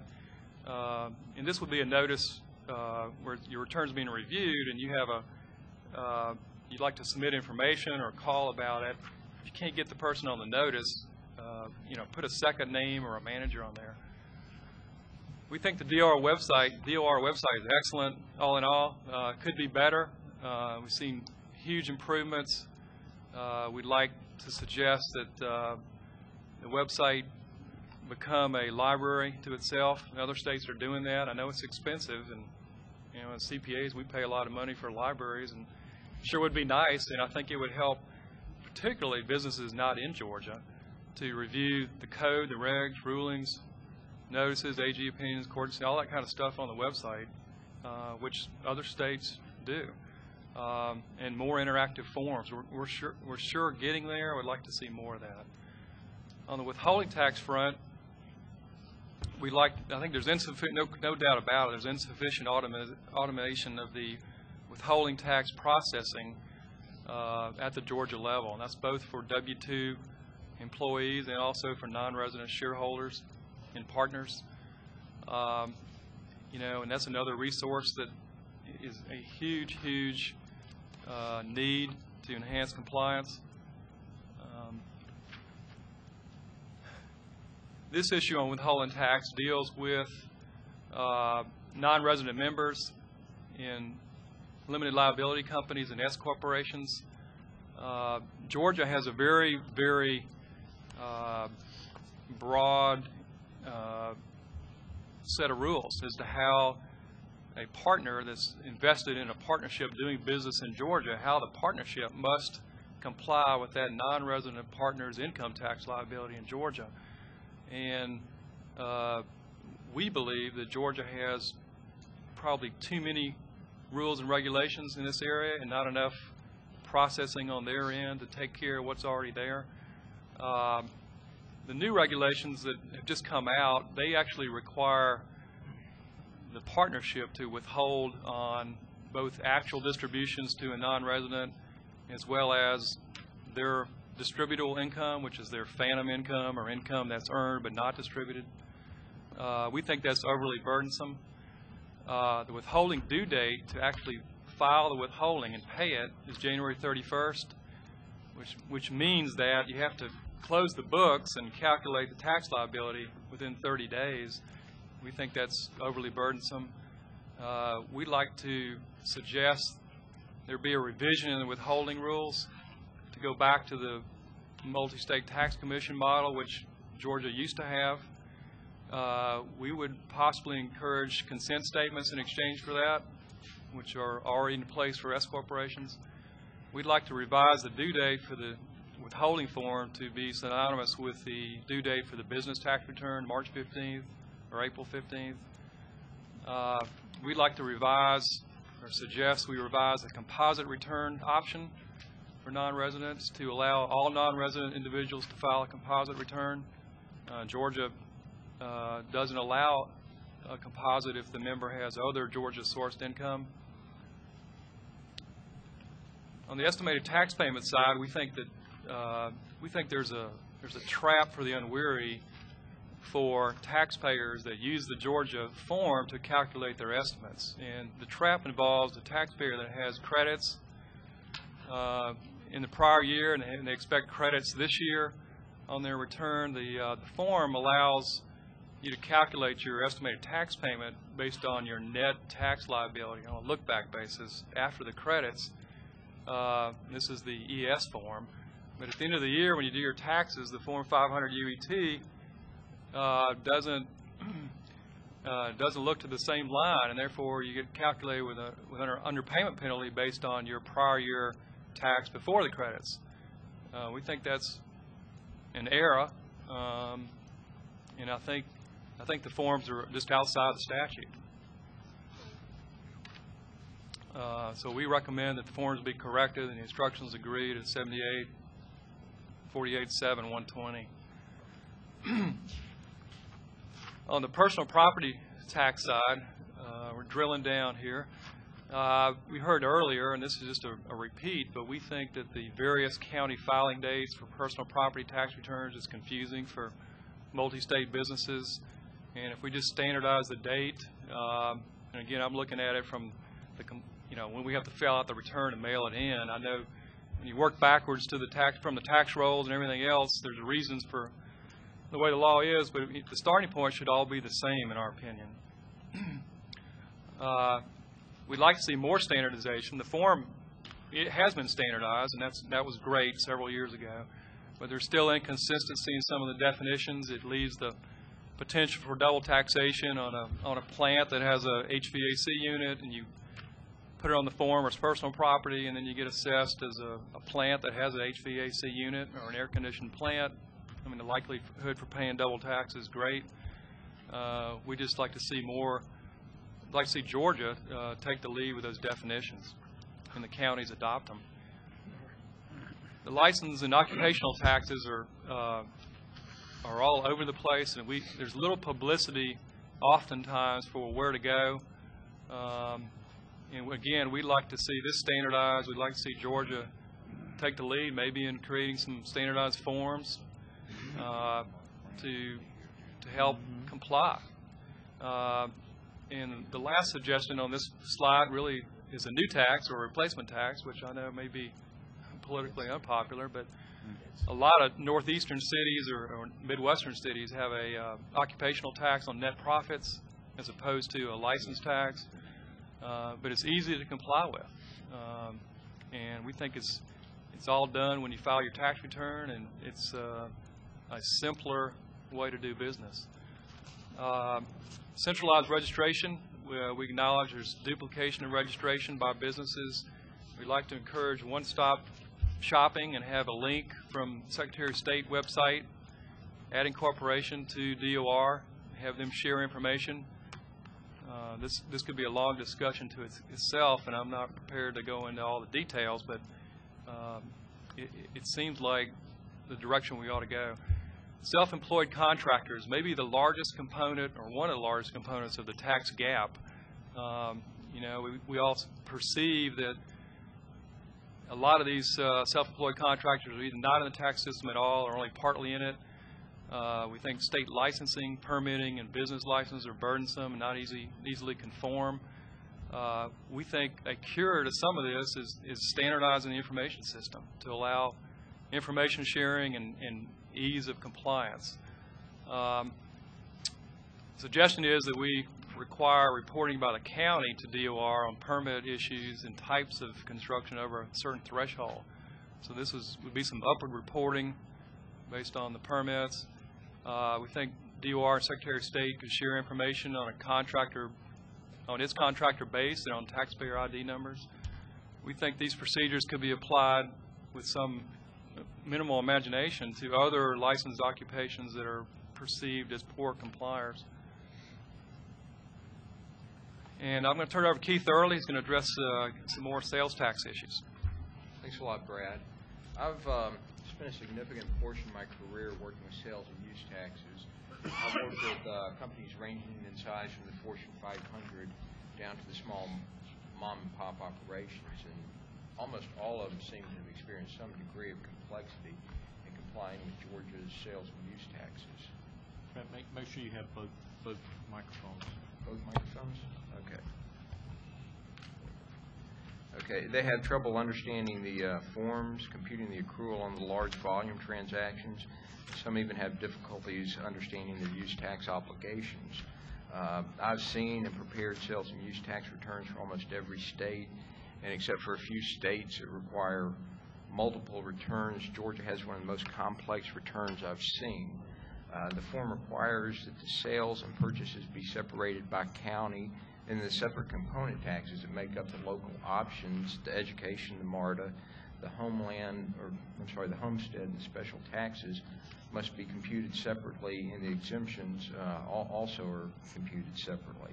And not only is this form tough, but the instructions leave a lot to be desired too. I know the first time that I prepared a Georgia sales tax return, I had to use a prior period return that somebody else had used as a guide. Many taxpayers that I know, I see them just putting numbers on a form, not really understanding what they're doing. I would suggest we change the form. If we show each county the amount of total sales, exempt sales, and taxable sales, the Department of Revenue could back into the local component taxes. Another option is online filing, and I know the department right now is experimenting with electronic filing, and I haven't seen any of the product, but if they were to offer an internet interface where the taxpayer could go and drop in county by county the total sales, the exempt sales, and the taxable sales, I think this would make it a lot easier for the taxpayers to prepare the forms. Georgia, like most other states, has a use tax on items that are purchased from out of state, or for some other reason the vendor does not collect the proper sales tax. The problem with the use tax comes with keeping up with it, keeping up with the accrual, and it's not uncommon to find some large tax departments that have 2 or 3 people who are dedicated to managing the accrual and preparing the returns. The most common way of accruing the use tax is for the accounts payable department to book an accrual when the invoice is entered into the accounting system. And the problem with this is that you have a lot of inexperienced people making the decision on taxes. And this invoice by invoice method of accruing tax, it takes a long time. Large volumes of transactions and inexperienced help lead to inaccuracies. It can expose the taxpayer to substantial penalties for underpayment. It also makes the audit difficult. My experience is that most taxpayers just want to get it right. They not concerned about underpaying or overpaying their sales tax. They just want to get it right. Now, the solution for the accrual would be to encourage more managed compliance. Allow companies to compute the tax based on the amount of expenses booked to specific general ledger accounts. A machinery repair parts account would be exempt. A supply account for the maintenance department would be taxable. The appropriate tax would be applied to the total monthly expense for that account. When the department chooses to audit a taxpayer, they'd review the general ledger accounts to determine if the transactions going through these accounts are what the taxpayer says they are, and not perform an invoice-by-invoice audit. This would mean less time involved in compliance, less time involved in audits on both part of the Department of Revenue and on the taxpayer.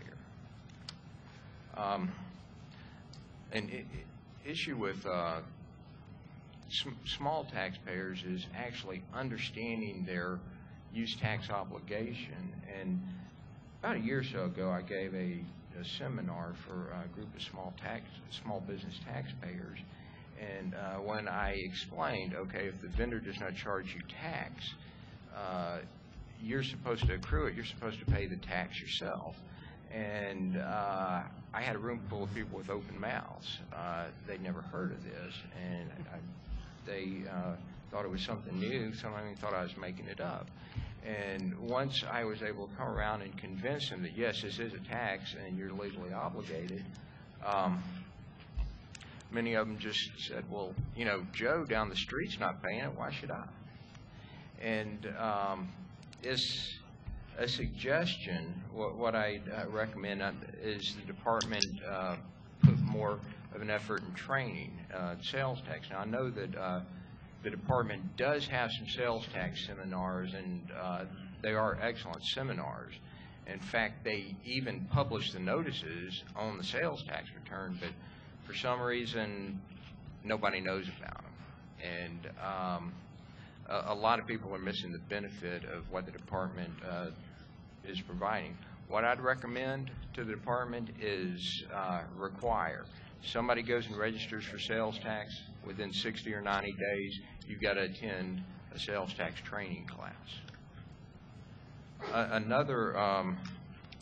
Another suggestion is industry-specific publications. If you're a veterinarian, if you're a printer, if you're a retailer, you have certain issues, I would suggest the department provide specific publications indicating the tax aspects for specific industries. And I know Florida has tax-specific publications that are very helpful, and I would just hope that Georgia would take Florida's lead and create a similar type set of publications. I want to hand it over to John Masters. John, if you make sure you both microphones.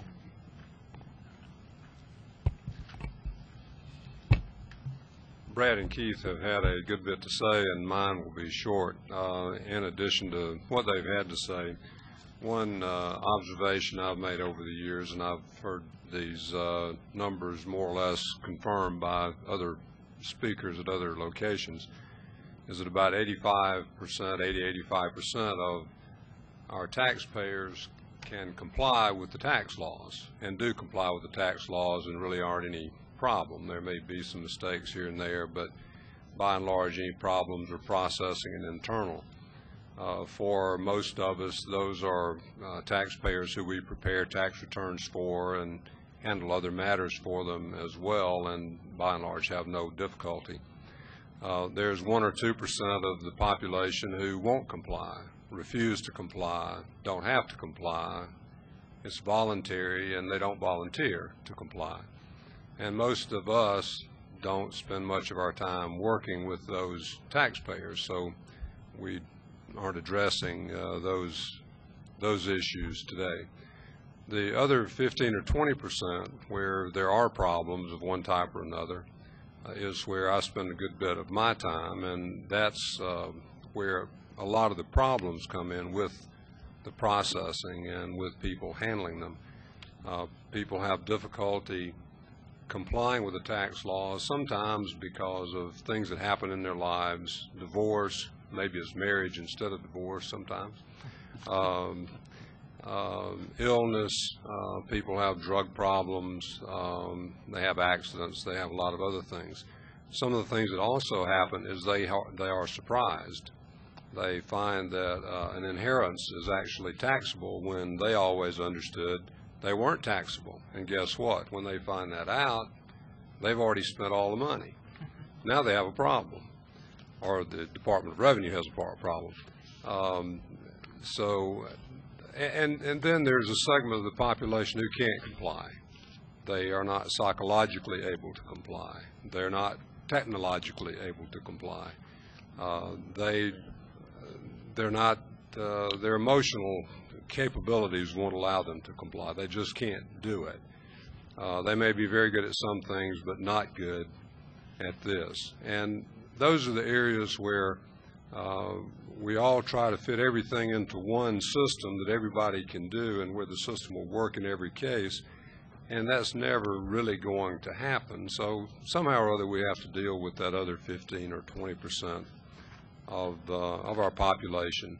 And a lot of that, frankly, is the understandability of the tax rules. And anybody who's sat through what we've had to say today can realize that these things are not totally clear to some of us. And if we don't understand it, then the guy on the street who doesn't spend his time here won't have much success at understanding them. So these are the areas where we see and why we think that our tax rules, our laws, and so forth should be written for the taxpayer so that they may actually be able to understand and comply with the rules that we have. And one good thing, a lot of things have been said here that might be considered rough on the Georgia Department of Revenue, but the Georgia Department of Revenue does have one good program that they operate now. I didn't mean to say that only one, but they do have one at least.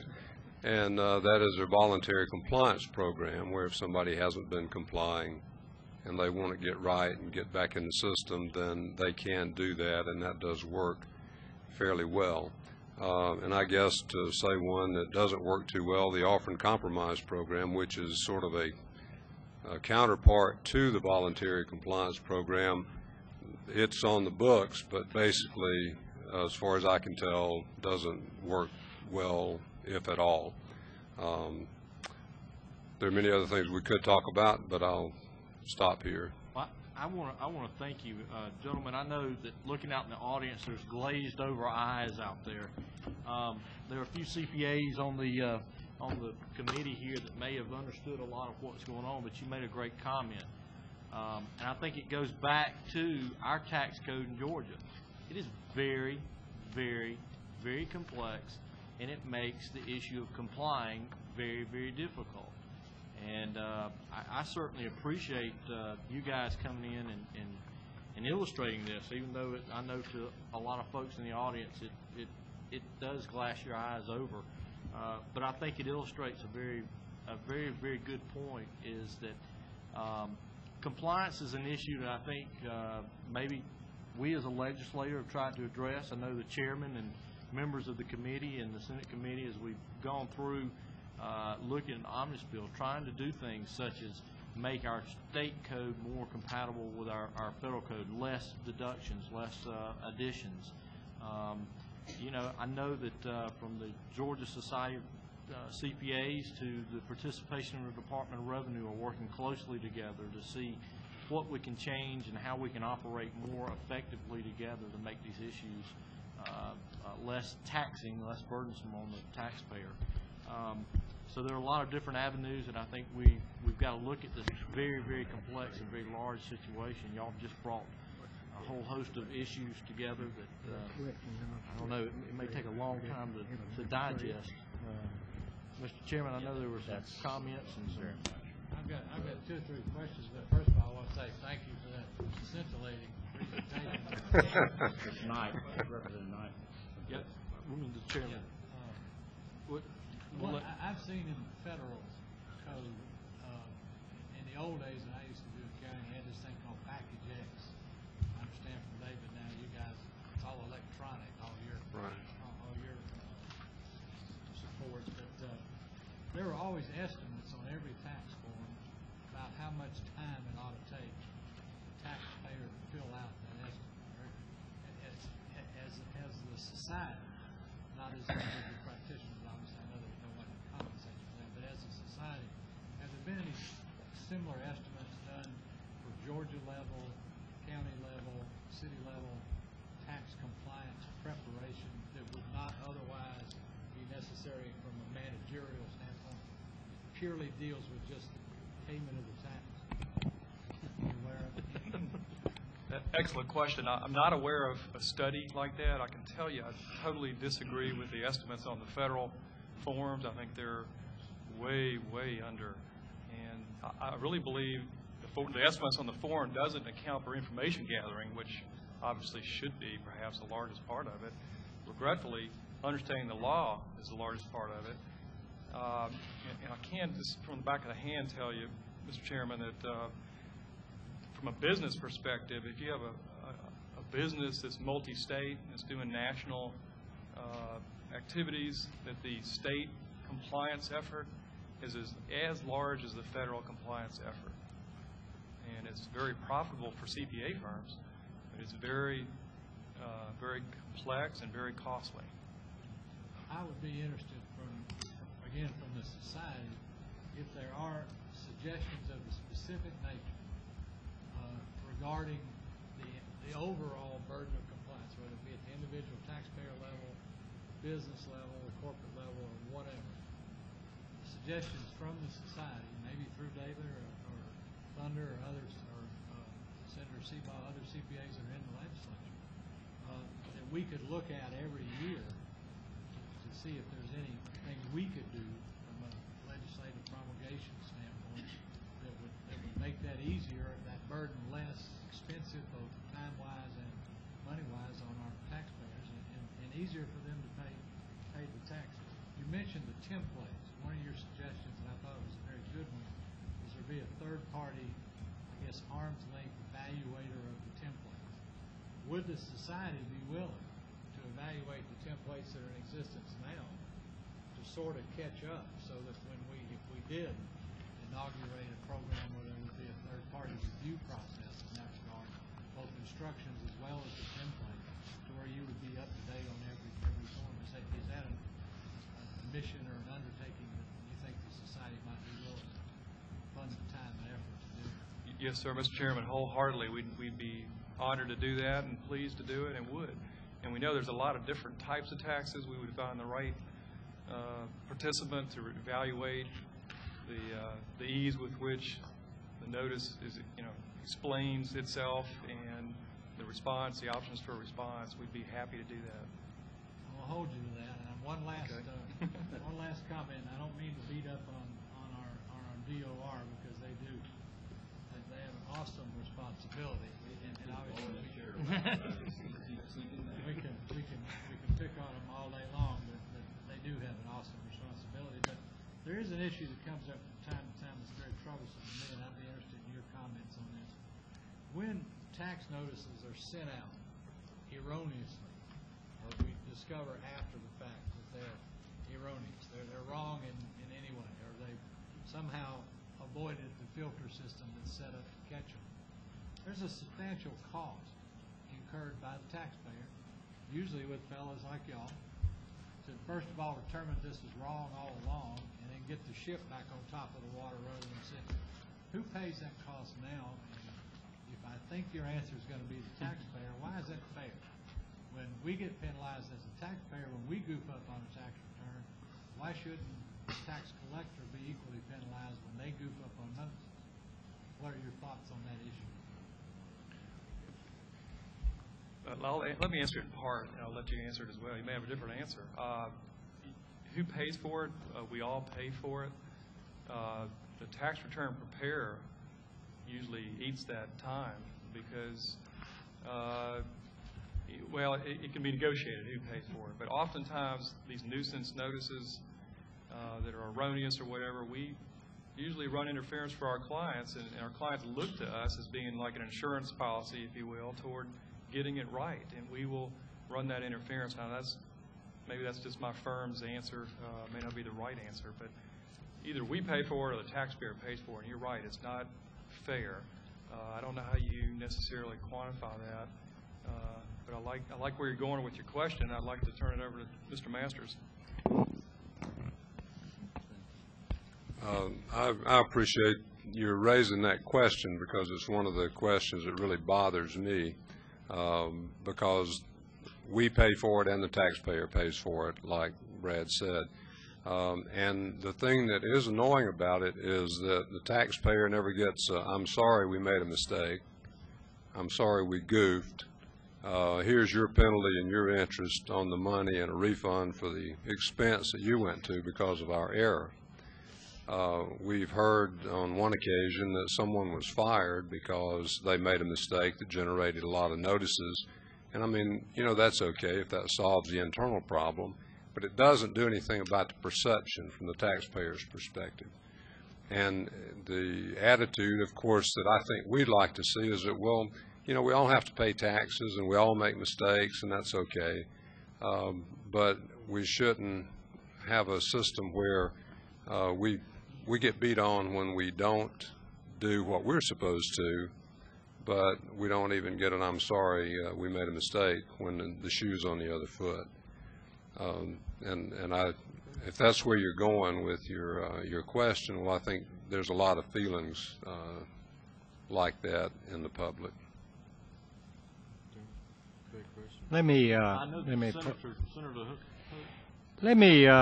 First of all, let me thank you, gentlemen, for what you do. I don't know what I'd do as a businessman or person without my personal CPA, and I appreciate all of you. 2 or 3 observations. The Georgia Department of Revenue's budget is 1/2 of what Florida's is. So it's nice to say Florida can do all this stuff. If we appropriate double the amount of money they're getting, they'll be glad to do it too. So that falls kind of back on the Georgia taxpayers. Secondly, we have created, in my 26 going on 27 years, I have seen this. We started off with a 3-cent statewide sales tax. We're now at 4, and we've given our local government some options to go up and down in state and sales and use tax. Some counties, believe it or not, are still at 4. They don't have any local taxes, and then some go up to the maximum amount, above that. We've given it for schools, we've given it for SPLOST, we've given it for other things. So if you buy that if I buy a Coca-Cola in Webster County at 4 cents, if I buy one over at Plains, Georgia in Sumter County, 7 cents. So, it varies with sales and use tax. All that said, let me ask you this. How much money are we losing? Georgia merchants and retailers are losing to internet sales. And what suggestion do you have for recouping that for the Georgia merchant and the Georgia retailer? And let me preface this, and everybody on this panel, House and Senate, knows in the last 2 or 3 years we've been through enormous battles on the sale of wine, believe it or not, on internet.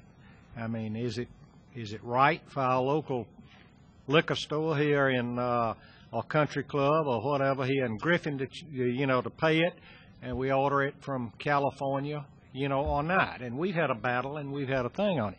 Same's true with automobiles, same's true with books, same's true with everything. Is it fair to the local car dealer? Is it fair to the local merchant, or so forth? How much are we losing as a state, sales and use tax, or what's the remedy for that? And can the state government address that, or does it have to come on a federal level? I couldn't quantify that amount for you. That might be a question you ask for the man that's sitting behind me. But as far as a remedy, there's the National Streamlined Sales Tax, which is an effort by many states to work together to collect taxes. And I would encourage that Georgia participate and go along with the Streamlined Sales Tax Initiative. Senator Seabaugh. Thank you, Representative Nunn. I appreciate it. And while there may be some glazed looks in the audience in here, can you imagine us standing in the well trying to explain this to the members of the General Assembly and the glazed looks we'd get back from them on some of this stuff? I really appreciate when people bring issues and also propose solutions. And one that I'm very, very interested in that I would like some feedback on, if you're aware of states who have the way that they do their sales tax collection or their sales tax forms would be a good model for us to look at. I would really like to get some of those examples for us to look at how we can improve the way Georgia does it. But we have something that will help us, give us a direction which way to work to explain what changes would need to be made technically to be able to support that, to do that. I would really be interested in getting that. I'll put some examples together for you and make sure you get them. Great. Thank you very much. Thanks. Thank you. Other members of the committee, Representative Tomlin. Mr. Dixon, you mentioned one time in the single factor report about unused tax credits because of the most recent change.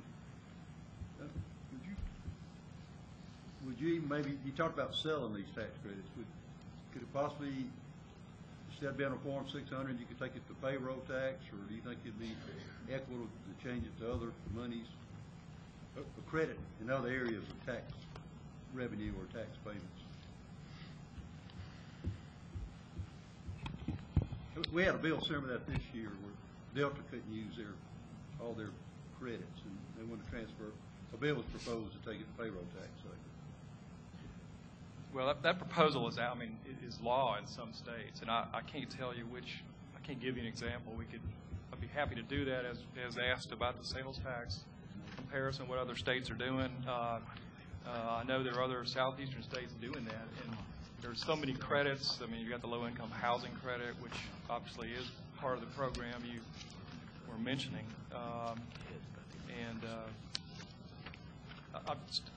Representative Tomlin, I'm just not prepared to really go into depth on that. We set payment bills 2 years ago, if you remember, 9% credit for bringing movies and TV shows back to Georgia, and then 3 more if you employ Georgia people, and 3 more if it was in a tier 3 or 4 county. And those credits for the first time could be sold. I think one of the remedies you suggested is the ability for the corporations having credits, which otherwise may not be able to use them since they won't have taxable income because of the reapportionment potentially. Correct. That's where the declination of the value might have been, and we really don't know that for sure yet. But if they could sell the credit, they could still get 100% benefit from it. Correct. I think we could think it's strong. That's one more. Because you had business tax, you mentioned the network tax. I mean, we're always looking to you fellows as being representatives of the taxpayer.